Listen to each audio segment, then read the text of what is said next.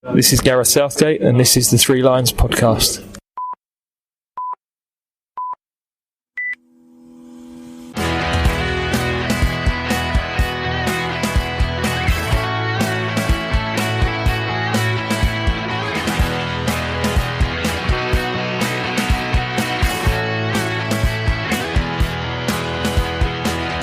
Hello and welcome. It's the Three Lions podcast and my name is Russell Osborne and this is an independent England football supporters podcast. Thank you as always for tuning in. It has been a busy month so far, April. We started of course with the World Cup draw. Then there was the Next in the World Cup series where I spoke with Peter Woodman about when he went to the 1966 World Cup final. You can still tune in to both of those episodes via your podcast provider if you've missed them or at threelionspodcast.com. And still to come this month, we'll have the next in the England Manager Series 2. So make sure you stay subscribed, hit that subscribe button wherever it may be, and you won't miss it.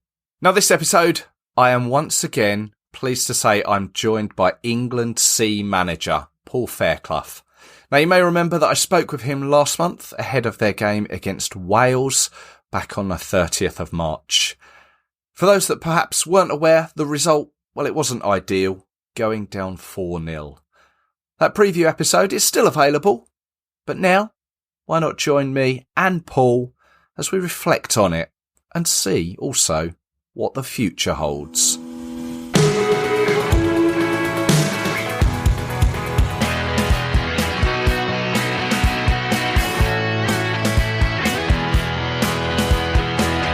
Now, it's my pleasure, as always, to welcome back on the Three Lions podcast, Paul Fairclough, manager of the England C team. Welcome back, Paul. Hi, good to be back again once more. Oh, pleasure to have you on. Obviously, we last spoke back in the middle of March with the big game coming up, England against Wales on the 30th of March. We'll touch on the game very soon. But what I do remember about our conversation there when we spoke to you, you were very much in the preparation stakes of looking at menu, kit, transportation, of all these little things that supporters perhaps don't really get to hear about. Did it all go to plan? Did all your plans go smoothly getting to the game? Mostly. Right.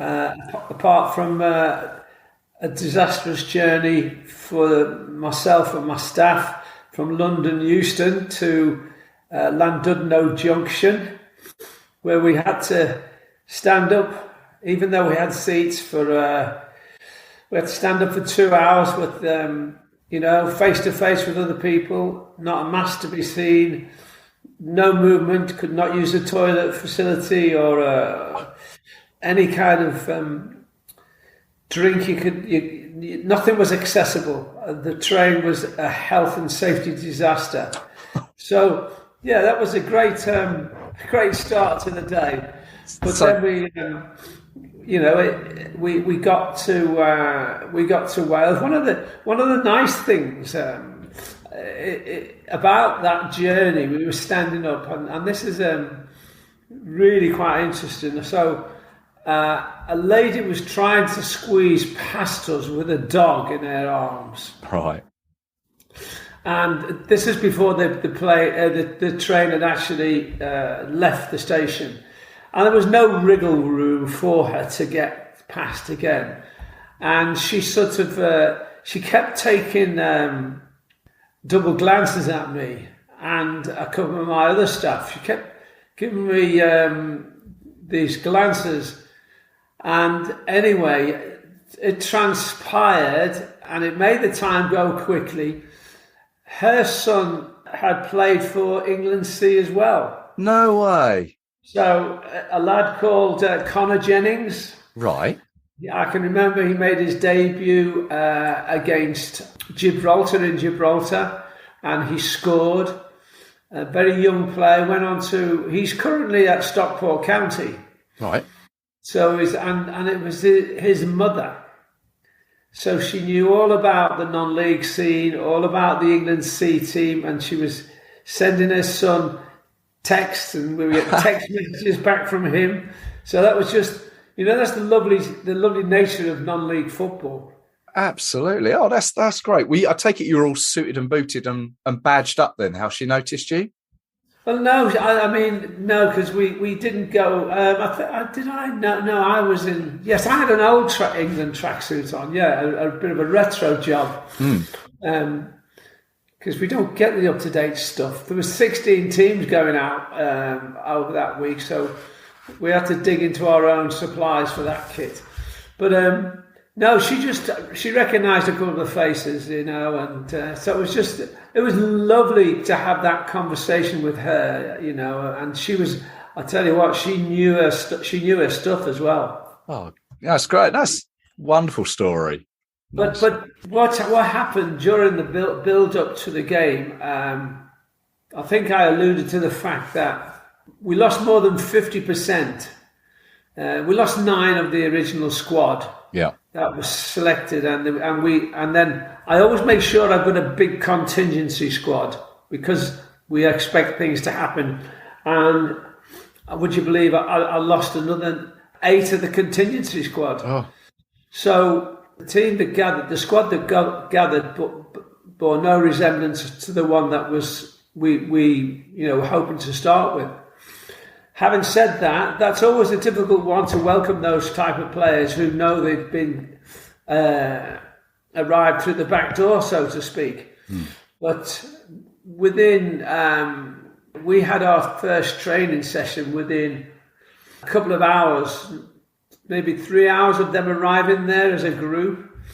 And I was so pleased with the quality of the squad that I had. I mean, I think everyone will say that all the members of staff who were present would have said that looks like one of the best squads we've had. However, I had these niggling thoughts going on all the way through that because we get very quickly into the game and how we're going to shape up. And I was left with a situation whereby I was delighted with the squad, but the players that I had in the defence, the defenders, all played for their clubs in a 5. Right. And the overall team had not been built round a 5. It had been built round a 4-3-3 sort of formation. So what that means is that the 2 centre-backs who played centre-back for us were really good players. They've been playing throughout the season with another defender alongside them.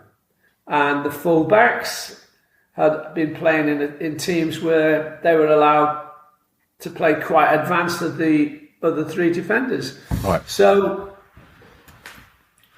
that was a concern for me before we got into the match situation. And do you air these concerns with the players? Under normal circumstances, I'm very much a manager who likes the players to take ownership. But we were just flying along so well with so many other things off the pitch, because we do a lot of bonding of the players. And this is what is so disappointing about the overall performance that we got on the night, because I have to say it was ranked amongst one of the weaker performances that we've ever had, and I'm looking for reasons for that on a daily basis now. I'm still, because one thing at club level that I do is, and when we're on international duty, if we've got the time, if perhaps we had a game abroad and we've got a day's travel the next day, we can always find an hour to debrief the game. Yeah.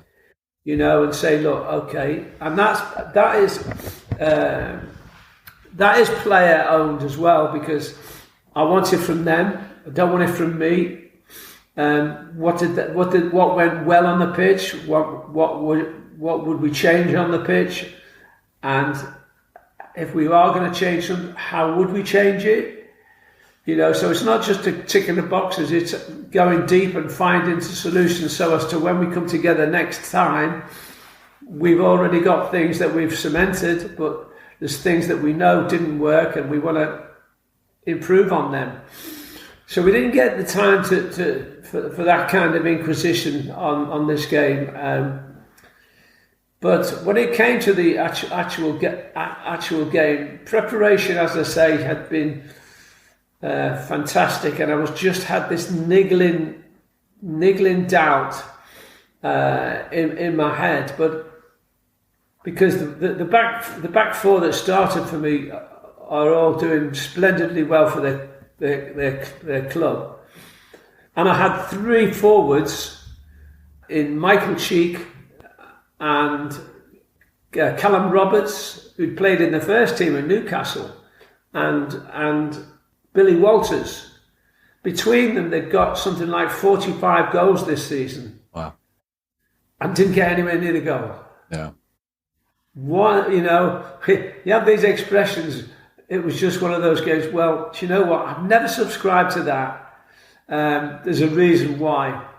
And then we had goals from midfield players who would normally score in midfield players. So I knew we had goals in us. But I always thought we might have to have really exceptional performance at the back as well. I mean, I got the best goalkeeper in the league, Scott Loach, he's been involved in one of Capello's squads. Yeah. And he's a great kid. He let 4 goals in 16 minutes. There was we started off. And he's a great goalkeeper. He couldn't get anywhere near the shots that were rained in on him. So it was a case of the Welsh team. The Welsh team, I have to say, we've won the last 7 encounters, I believe, against Wales, but Welsh football has come on so much, and this is not an insult to the Welsh footballers, but even the shape of their players, they look like good footballers. They look lean, they look athletic, and they've changed over the years. As the academy system in Wales has grown, and they were highly organised, and you could see straight away that they were setting traps for us all over the park, which they'd obviously really worked hard on, and before we knew it, I mean, we started the game quite well, but before we knew it, once you get one of these moments, it's very difficult to control. Conceding the first goal, you can deal with that, but then to concede another and another and another, you think, hang on, let's get to half time as quickly as possible, guys, because this is going to be damage limitation. Because that's what the game became, and I've not been involved in a game like that. And of course, I'd wanted this to be such a memorable occasion for these guys, because it was the first time we'd had an open age team for must have been 10 years. It was the first game for about 3 years, and I just wanted it to leave an impact on them in a positive way. That it was a very special occasion, but it didn't turn out to be special for me, and I know for the fact some of the lads that they were really quite low after the game. Yeah, no, I've read the non-league papers review on it, and although there's a few nice messages about saying. Who was it? Michael Cheek saying it was a proud moment for him to represent his country, especially as he thought that his moment may have passed. But yeah, just that involvement of being there seems to have obviously always goes down well with the organisation that you have, and I've seen that it looked a good bonding experience, and that all looked well. But yeah, just the result on the pitch just didn't go well. I mean, would it be a danger of saying, maybe after you say the previous games against Wales, where you've said that they weren't as in a physical shape as they are now, that you maybe underestimated them? Well, I certainly never underestimated them, because I told the players what to expect. When you play a Welsh side, you expect a battle. That's the first thing that you're going to get. Yep. I mean, the whole stadium, I don't know how many there was. I think it was about 1,700 people there. It's 1,402 apparently. Yeah. It's a Welsh-speaking community in that area. Very proud to be Welsh, and they hammered out the national anthem.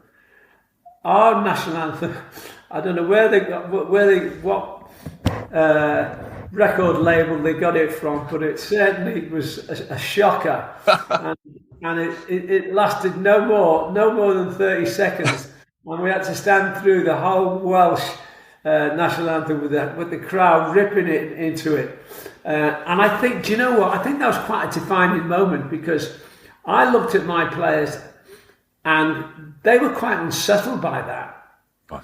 I could see, they thought, hang on, this is different. They'd rushed into our national anthem by the time, and then it was gone, and then this other one was being ripped out.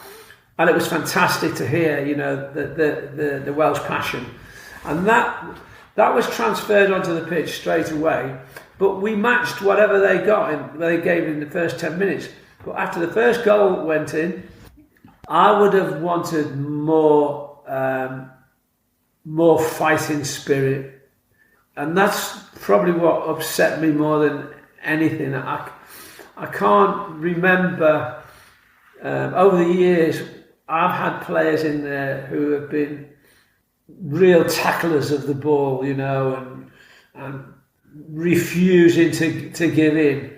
I think that what you said about underestimation, I think perhaps one or two players may have thought that, and thinking, well, hang on, I play in the National League, they play in the Welsh Premier League, but that doesn't wash when you get international games like this. It just evens out completely. Wherever you're playing, well, there's an old saying, isn't it, that the will to win is greater than the skill to win. Right. And when it comes to this kind of a game, that was certainly the case. The Welsh were a good team, and they were very, very organised. And to us, it looked as if we didn't have a plan B, or a plan C, or in fact a plan A. We were just pretty inept on the day, and very disappointed on the whole outcome of the result. Yeah, I can understand. I'm in a group of England supporters, a WhatsApp group, and I know a couple of guys who actually went to the game, and they said that it was a good atmosphere off the pitch, and it felt like it was played in the right spirit. It was a good advert though for non-league level football. Yeah, well, I'd certainly I would disagree. I'd say from the Welsh perspective, it was a great advert for Welsh football, the way the games should be played and how passionate it should be played. But it wasn't what I've seen in the National League this season. It bore very little reflection of what I've seen at National League level this season. I've seen, people like Michael Cheek. He scores a couple of goals on Saturday to take his team to Wembley. Yeah. And it wasn't for the lack of trying against Wales. Billy Walters another one who I said scores goals. He scored 2 on Saturday for Halifax. So he's come all the way back home from Wales, and you know, it was a lengthy journey for the lads. And then he's gone into the game on Saturday and he scored 2 goals. Michael Sheep, the same, takes his team to Wembley, 2 goals. So I'm at a loss for words how that can happen. You know, maybe it's the case that we didn't create the chances for those players. It was one of the most ordinary England performances that I've been involved with, and sadly, it was one I felt really, really excited about the squad. That you know, look, it's the old adage, isn't it? It's the way you play the cards that you've been given. Yeah. And in the end, we were given this particular set of cards because of all the pullouts. But I was really pleased with what we got, and I was really pleased with what we put together. And what's more, the players, after training on the Monday and the Tuesday, were pleased with it as well. And if ever I saw a group of lads looking as if they're ready to go, that was them. But they just didn't get going. Well, so under normal circumstances, when a loss like this comes round, you look into the next game to put it right, and all those thoughts that are going round in your mind still a week, 10 days after the game, you want to implement them into the next game. But this now is where we stand, where we are. What is the next game? Where do we stand now with England C? Right, that's a really, really interesting question, because this game was funded by the leagues, and so we've got it is a fixture that we want to keep, and so there's going to be a lot of talk at the FA over the next few months about quite a lot of teams, right? Our doctor who does the team for us, he does it on a voluntary basis. He's gone off with the England deaf team. He's gone to Argentina for 10 days. Right.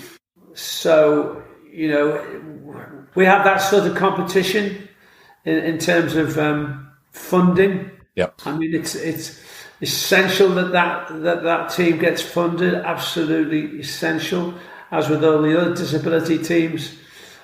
But I don't want to be, having to draw money from disability groups for us to continue to carry on. Of course. I want this team to be valued in its own right.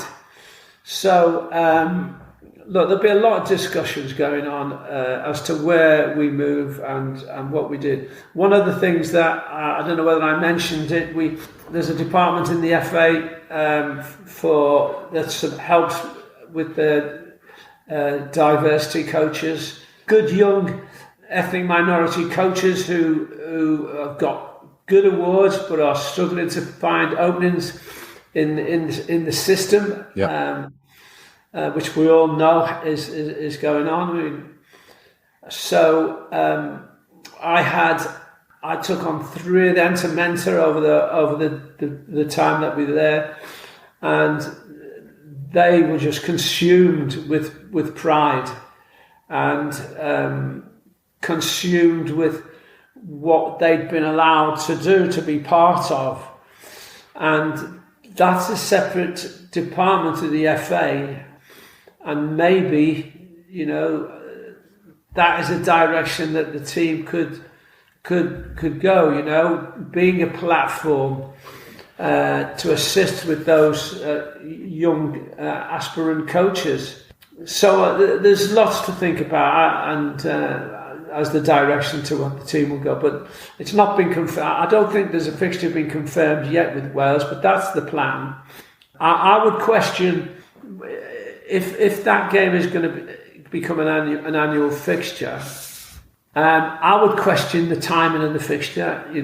The timing was completely wrong for the National League, because it was right on the business end of the part of the season. if we had players leaving us to go directly into champion, into promotion battle, or even in the a Wembley final occasion, trophy finals, yeah, straight into that. And so for me, there were lots of injuries that we didn't get players, but I think there was one or two who perhaps, players were being pulled because of the importance of their own season. Yeah. And I understand that to a point as well. So that fixture, for me, might have to revert to what it used to be, and that was after the season had finished, once the playoffs were all done and dusted, and then played in that week after that. And maybe with someone alongside it, maybe with someone like Scotland or Ireland. So to make it, but not to a point where there's too many games. Yeah. The only thing I would say there, and I know this is something you've mentioned before, that with regards to it being after the season, then for the teams that have been promoted into the National League pyramid, they're ineligible to play for you. So does that restrict your pool of players? No. For that particular game, it wouldn't. I mean, we've had those issues before when we had the Four Nations tournaments, which I wasn't particularly happy with because there was too many games in such a short space of time. But we did have players who gained promotion with their National League teams, but the team who gains promotion to the Football League don't become a Football League team until the end of the AGM of the National League. Right. So a little window there. There's a little window there where they, even though they've been promoted, there is that window. And I experienced that myself with Barnet. I was manager of the team when we got promoted, so I was still able to take a few of the lads to play in that tournament. Yeah, so there are little ways of pulling it off. Yeah, and I seem to remember you as well saying that there's other nations you've got contracts signed to play against, and I want to say India, but I'm not 100% sure that was one of them. But there was there's a document being signed with Nepal. Nepal, beg pardon, yeah. I mean, it's quite interesting. I saw some results last week in friendlies around the world, and I know we come off a hide and off the back of Wales, but I've always pitched England in that 100th bracket, 100 onwards, right, in the FIFA rankings. There's the C team. And I haven't changed. That result hasn't made me change, because I look at some of the teams that we played in the past. We played the likes of Grenada and Barbados and Bermuda and people like that, and we've come out winners. And so, but yes, the Nepal fixture has been, because there's a huge Nepalese contingency in and around the Aldershot area. Yeah. And that game was supposed to be played at Aldershot. So there's a very good chance that will go on. And that would be quite a political thing for it not to go on. Yeah. And possibly the fact that would be reciprocated with an away fixture at another date. And then, funnily enough, the countries around Nepal is this sort of long strip in the middle of sort of, it's on the borders of China and India and Bangladesh. It's sort of this strip that runs in between them all, and you've got this big mountain alongside there as well. I think it's called Everest. And so they get great views of Everest from those surrounding countries. So there's those countries as well. There's Bangladesh. Yeah. There's India. There's Pakistan. There's all those sort of countries as well who are ready to take off in football. So I'm in line with this mentoring that we're doing at the moment. This could be another direction for the team to go. Yeah. So with regards to those meetings that you said about that the FA need to have about all their levels of the teams with under their umbrella, and England C coming under that, is that conversations that you will be party to? Are you able to get to those and put your two penn'orths across? Do you know what? I'd love to have the opportunity to sit down with the current CEO, Bullingham, isn't it? Is it Mark Bullingham? Yeah, I met quite a few of the previous chairmen, and I had audiences with a number of them over the years, and but as the organisation has evolved and grown, there seems to have been less of an opportunity for me to do that, but I'd welcome that opportunity to find out where we stand and where we believe we could take it, and where we believe we could be part of the really part of the DNA of the FA. I mean, if you could speak to Mark Bullingham, what would your words be to him? Well, you see, I mean, I get reports of where Mark's real passion lay, What I do know is he's a coach, he's a grassroots coach, so I just would like him to tell me where he feels the England C fits. Yeah. And if he's got reasons for where it fits, can I work with him to help it fit, someone else in the system?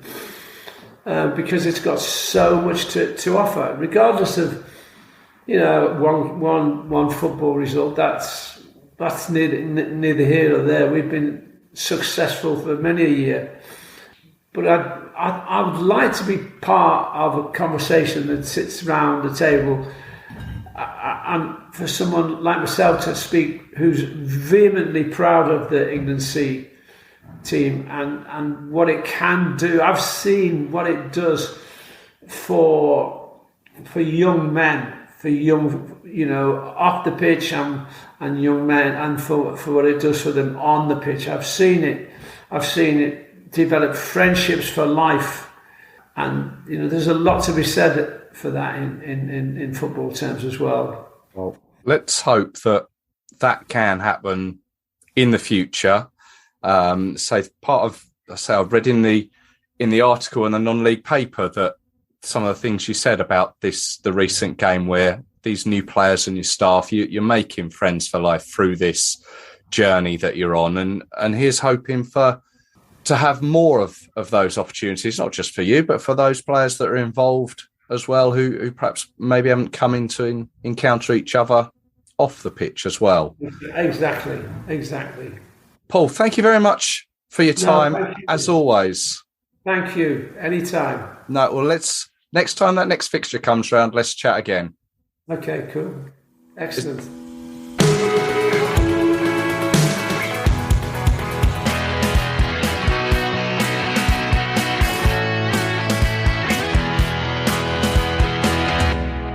My many thanks go to Paul there for his time and his insight into that England C setup. I find it really interesting.